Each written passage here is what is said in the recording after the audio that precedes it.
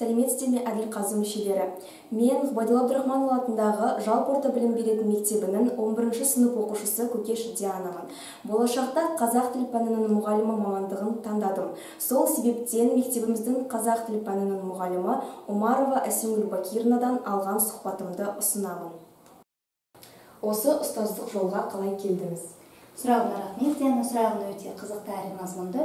1995 жылы 11 сыныпта мен қазақ тілі пәні бойынша облыстық олимпиаданың жеңімпазы атандым.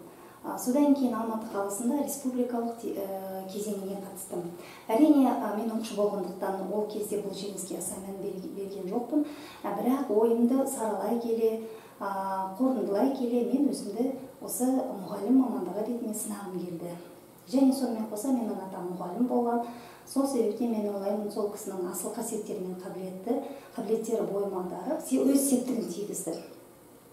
Сөйтіп 1995 жылы мен Арқалық қаласындағы педагогикалық институтына түсіп, қазақ тілі пәні мұғалімі мамандығын игеріп алдым. Және осы қазіргі уақытта 24 жыл осы салада еңбек етіп жатырмын. Сол жылдар ішінде оқушыларым және өзім көптеген жетістіктерге жеттік. Мұғалім мамандығы сізге несімен ұнайды?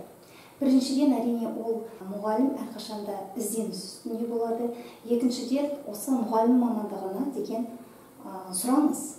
Яғни сен кез келген уақытта жұмыссыз қалмайсың деген тұрақтылық.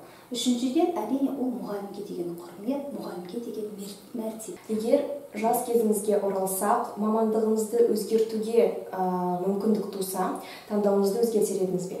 Мен ойлаймын, өзгертпеймін, себебі мен басқа мамандық иесі ретінде өзімді елестетпеймін.